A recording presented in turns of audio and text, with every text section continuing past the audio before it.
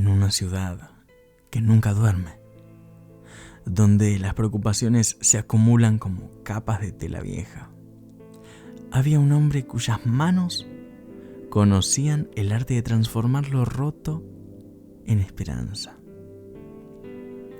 Sebastián se despertaba cada madrugada cuando el mundo aún dormía, y en el silencio de su pequeño taller se podía escuchar el susurro suave de los hilos deslizándose entre sus dedos. El sonido era como una caricia, suave, reconfortante. Durante meses había estado trabajando en el proyecto más importante de su carrera, una serie de tapices que contarían la historia de su barrio, desde sus orígenes hasta el presente. La Galería Nacional había aceptado su propuesta para una exposición individual, algo con lo que Sebastián había soñado durante 15 años. Solo faltaban 2 semanas para la entrega final. Los tapices estaban prácticamente terminados, cada uno representando una década diferente, tejidos con hilos que había ido recolectando durante años. Era su oportunidad de demostrar que el arte textil podía contar historias tan profundas como cualquier pintura o escultura. Sus manos, curtidas por años de trabajo, se movían con la precisión de quien entiende que cada fibra tiene un propósito. Cada nudo tiene una razón de ser. En su taller, rodeado de telares antiquísimos que habían pertenecido a su abuela, Sebastián no solo tejía telas, tejía su futuro. Pero esa mañana algo era distinto. Al llegar a su taller, encontró que durante la noche una de las tuberías principales había reventado en el piso superior. Toda su obra, 15 años de cuidadoso trabajo, flotaba en un charco de agua turbia y herrumbrosa. Los telares de su abuela, empapados y manchados. Los tapices que debía entregar en 2 semanas, destruidos por completo. Se quedó ahí, parado en el umbral con las llaves en la mano, contemplando la destrucción. El agua llegaba hasta sus tobillos, fría y sucia, empapándole los zapatos. Era como si toda su vida hubiera sido deshecha en una sola noche. Sebastián cerró la puerta y se quedó afuera durante lo que parecieron horas, pero fueron solo minutos. No podía procesar lo que acababa de ver. Su mente se negaba a aceptar la realidad. Cuando finalmente volvió a abrir la puerta, la imagen seguía siendo la misma. Se adentró lentamente en el agua, sintiendo cómo se le hundían los pies en el piso encharcado. Tomó el primer tapiz con las manos temblorosas. La tela se desintegró entre sus dedos como papel mojado. Los colores se habían corrido, creando manchas irreconocibles. 15 años de trabajo, reducidos a nada en una sola noche. Se sentó en el único banco que sobresalía del agua y simplemente se quebró. Por primera vez desde que era niño, lloró sin contenerse. Lloró por los tapices perdidos, por la oportunidad que se esfumaba, por todos los sueños que se desplomaban junto con esas paredes húmedas. Las lágrimas se mezclaban con el agua sucia que lo rodeaba, y Sebastián sintió que estaba ahogado en su propia desesperanza. El casero, el señor Méndez, llegó esa misma tarde con una bomba de agua industrial. Entre los dos comenzaron el proceso lento y agotador de drenar el taller. Lo siento mucho, Sebastián, decía Méndez mientras trabajaban. La tubería era más vieja de lo que pensábamos. El seguro va a cubrir la reparación del edificio, pero no mis cosas, terminó Sebastián con voz apagada. Durante 3 días trabajaron para sacar el agua y limpiar los escombros. Sebastián rescató lo que pudo, pero era muy poco. Algunos hilos que habían estado guardados en frascos herméticos, unas pocas herramientas que se habían oxidado completamente. Los telares de su abuela fueron lo más doloroso de evaluar. La madera estaba hinchada, los mecanismos oxidados y algunas piezas completamente rotas. Había perdido no solo su trabajo, sino también la conexión tangible con la mujer que le había enseñado todo. Sebastián no pudo levantarse de la cama durante 4 días. Carmen, su vecina del edificio, tocó varias veces a su puerta. Ella era diseñadora gráfica y habían compartido cafés ocasionales hablando sobre arte. Finalmente, el 5.º día, él le abrió. «Te ves terrible», le dijo ella con honestidad brutal pero cariñosa. «Me siento peor», respondió él. Carmen entró a su pequeño departamento y vio las bolsas de basura llenas de telas arruinadas, las herramientas oxidadas y amontonadas en un rincón. «¿Llamaste a la galería?». La pregunta fue como un puñetazo en el estómago. Sebastián había estado evitando ese momento. «No puedo», admitió. «¿Cómo les explico que 15 años de trabajo desaparecieron en una noche? Que el proyecto más importante de mi vida se fue por el desagüe». Las semanas siguientes fueron las más oscuras en la vida de Sebastián. Llamó finalmente a la galería. La conversación fue cortés, pero devastadora. Le dieron una semana más, pero cuando él explicó la situación, el silencio del otro lado del teléfono lo dijo todo. La exposición fue cancelada. «Entendemos que es una situación terrible», le dijeron, «pero tenemos compromisos con los patrocinadores. Quizás en el futuro». Sebastián sabía que no habría futuro. Las oportunidades como esa no llegaban 2 veces. Se quedaba despierto todas las noches, mirando el techo, sintiendo cómo sus manos, que habían estado activas durante décadas, se sentían extrañamente inútiles. A veces movía los dedos como si estuviera tejiendo, pero solo encontraba aire vacío. La depresión se instaló como una segunda piel. Los días se volvieron grises e indistinguibles. Carmen seguía visitándolo, trayéndole comida, obligándolo a ducharse, pero él apenas respondía. «No entendés», le decía. «No era solo trabajo. Era mi identidad. Sin esto, no sé quién soy». Un mes después del desastre, Carmen llegó con algo diferente en las manos. «Encontré esto en el mercado de pulgas», le dijo, mostrándole un pequeño telar de mesa viejo y algo desgastado, pero funcional. «Pensé que, no sé, tal vez...». Sebastián lo miró sin tocarlo. «No puedo, Carmen.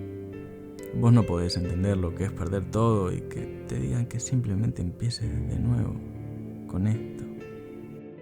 Su voz tenía un filtro de amargura que ella nunca había escuchado. «No te estoy diciendo que empieces de nuevo», respondió ella suavemente. «Te estoy diciendo que tal vez, solo tal vez, podés recordar por qué empezaste en primer lugar». El telar se quedó en la mesa de Sebastián durante semanas, acumulando polvo. Una noche de insomnio, 6 semanas después del desastre, Sebastián se encontró mirando el pequeño telar. Sus dedos, casi sin que él se diera cuenta, comenzaron a examinar la estructura. Era simple, tosco comparado con los telares de su abuela, pero había algo honesto en su construcción. Alguien lo había hecho a mano, con amor, aunque no con gran habilidad. Sin pensar realmente en lo que hacía, tomó uno de los pocos hilos que había salvado. Era gris, un color que nunca le había gustado especialmente, pero era lo que tenía. Y comenzó a tensarlo en el telar y por primera vez en semanas sus manos dejaron de temblar.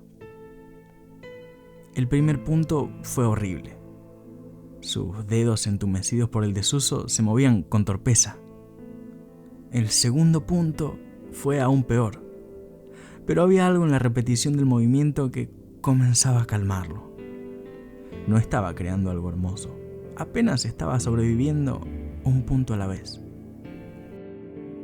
Sebastián no le contó a nadie que había vuelto a tejer. Era algo demasiado frágil, demasiado nuevo. Trabajaba solo de noche, cuando no había riesgo de que Carmen apareciera con comida o palabras de aliento. Los primeros intentos fueron frustrantes. Sus manos recordaban los movimientos, pero la precisión había desaparecido. Los puntos quedaban desiguales, la tensión irregular. Más de una vez estuvo a punto de tirar toda la basura, pero algo lo detuvo cada vez. No era esperanza, no todavía. Era más como una necesidad básica, como respirar. Sus manos necesitaban moverse, necesitaban crear, aunque el resultado fuera imperfecto. Después de 3 semanas de trabajo nocturno, Sebastián había logrado crear un pequeño trozo de tela. Era irregular y tenía muchos errores, pero existía. Fue entonces cuando la realidad lo golpeó de nuevo. ¿Qué estaba haciendo? ¿Realmente creía que podía reconstruir su carrera con un telar de juguete y algunos hilos rescatados? Se sintió ridículo. Un hombre de 42 años jugando con hilos, como si eso fuera a solucionar algo. La galería, los tapices perdidos, su reputación destruida. Nada de eso iba a cambiar porque él pudiera hacer algunos centímetros de tela mediocre. Esa noche no tejió, ni la siguiente. El pequeño telar volvió a acumular polvo, y Sebastián volvió a su rutina de mirar el techo hasta que el amanecer lo encontrara despierto. Carmen apareció un sábado por la mañana y encontró a Sebastián en el mismo estado de semanas atrás. ¿Qué pasó con el telar?, preguntó notando que había sido movido. Sebastián no quería admitir que había estado tejiendo. Se sintió expuesto, vulnerable. No sirve de nada, murmuró. Es demasiado pequeño, demasiado simple. No puedo hacer nada importante con eso. Finalmente, Carmen se sentó a su lado y guardó silencio durante varios minutos. Finalmente habló. Mi papá era carpintero. Hacía muebles hermosos, complicados, con incrustaciones y tallados que tomaban meses. Cuando tuvo el accidente y perdió 2 dedos, pensé que nunca volvería a tocar una herramienta. ¿Qué pasó? Al principio nada. Se deprimió, igual que vos. Pero un día encontré una cajita de fósforos que había hecho. Era tosca, simple, pero la había hecho con 2 dedos menos y con herramientas que entraban en un bolsillo.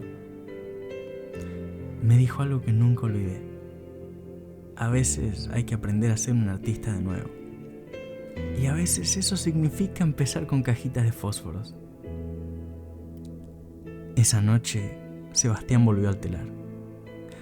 Pero esta vez fue diferente. No estaba tratando de recuperar lo que había perdido. Estaba tratando de descubrir qué podía crear con lo que tenía. Los primeros puntos siguieron siendo imperfectos, pero Sebastián comenzó a verlos de manera diferente. Cada irregularidad contaba una historia. La historia de manos que habían perdido su certeza y estaban aprendiendo a confiar de nuevo. Conforme Pasaron las semanas. Otros hilos aparecieron en su vida. La señora García del segundo piso le trajo un novillo que había pertenecido a su madre. El joven del primer piso, que trabajaba en una fábrica textil, le consiguió algunos retazos que iban a ser desechados.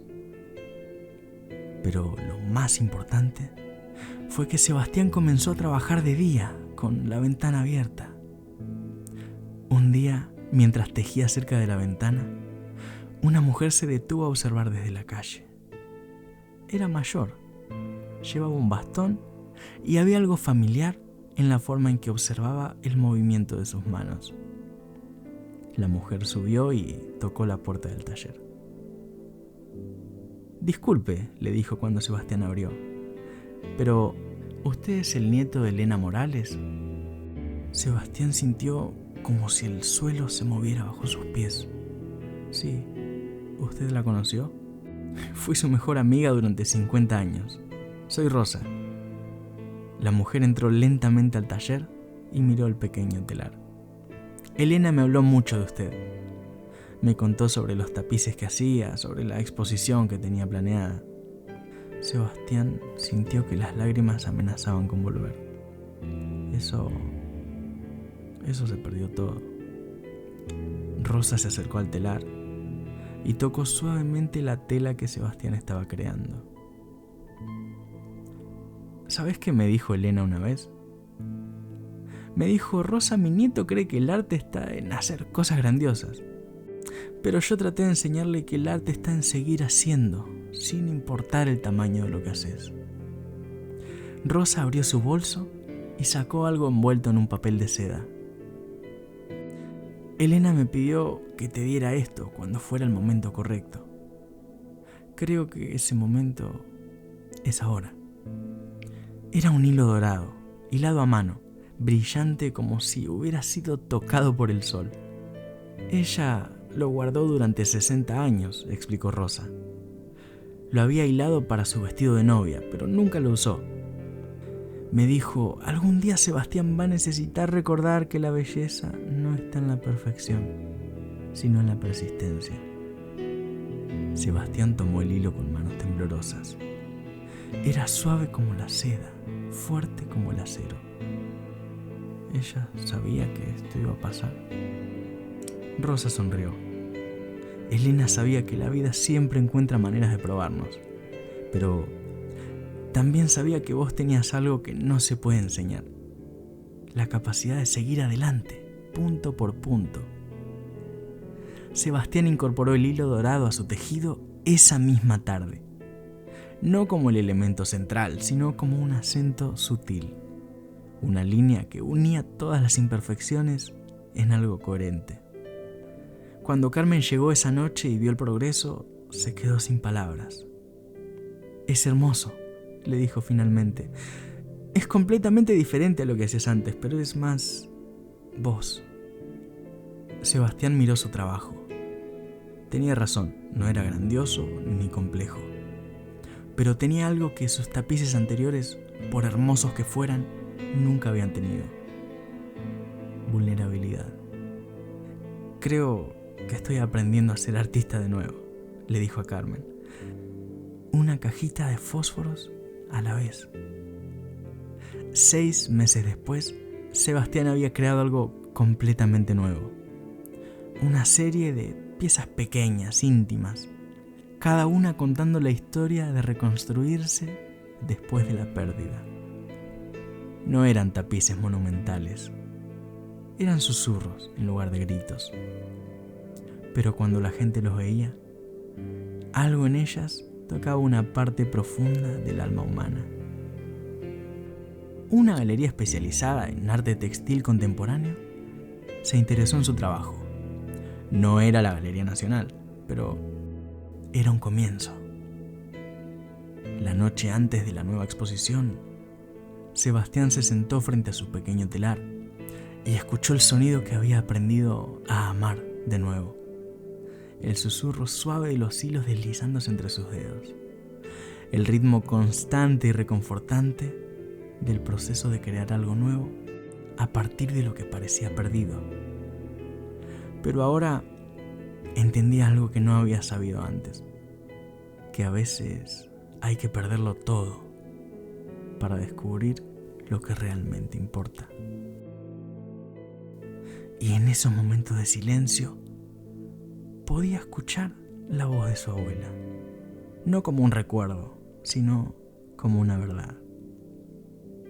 Los hilos de nuestra vida, Sebastián, no se rompen.